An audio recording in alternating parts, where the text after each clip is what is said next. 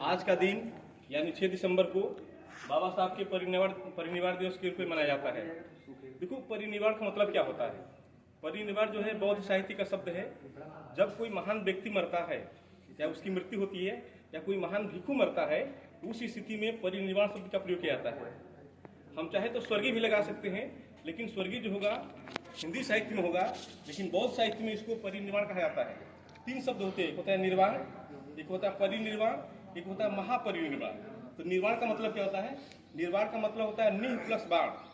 जो व्यक्ति जिंदा रहते हुए अपने दुख से मुक्ति पा जाता है या तृष्णाओं से विजय प्राप्त कर लेता है, उस स्थिति को बोलते हैं निर्वाण। क्या बोलते हैं?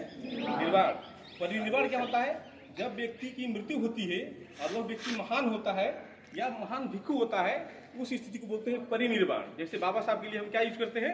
परिनिर्वाण। एक होता है महापरिनिर्वाण। महापरिनिर्वाण जो है बुद्ध के लिए प्रयोग किया जाता है।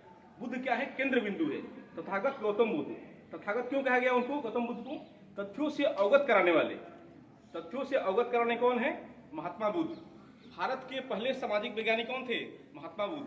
बाबा साहब को बोधिसत्व डॉक्टर भीमराव अम्बेडकर भी कहते हैं, क्योंकि उन्होंने लास्ट में बौद्ध धर्म ग्रहण किया था। अब देखो, बाबा साहब की जो पूरी जीवनी है उसको हम 2 कालखंडों में बांट सकते हैं। एक तो उनका 1891 में जन्म होता है 14 अप्रैल को, वहां से लेकर 1935 तक का कार्यकाल, और दूसरा 1935 से लेकर 1956 जब उनका परिनिर्वाण होता है।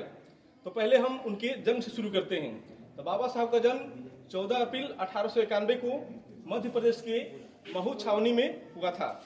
उनके पिताजी का नाम रामजी सकपाल तथा माता का नाम भीमाबाई था।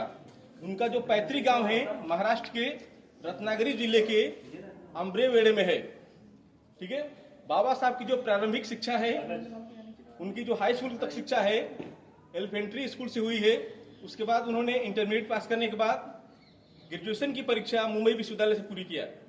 उसके बाद उनकी इच्छा थी वो उच्च शिक्षा प्राप्त करे और वो भी विदेश जाकर प्राप्त करे। उन्होंने बड़ौदा नरेश महाराज गायकवाड़ सयाजी महाराज से उन्होंने छात्रवृत्ति की मांग की।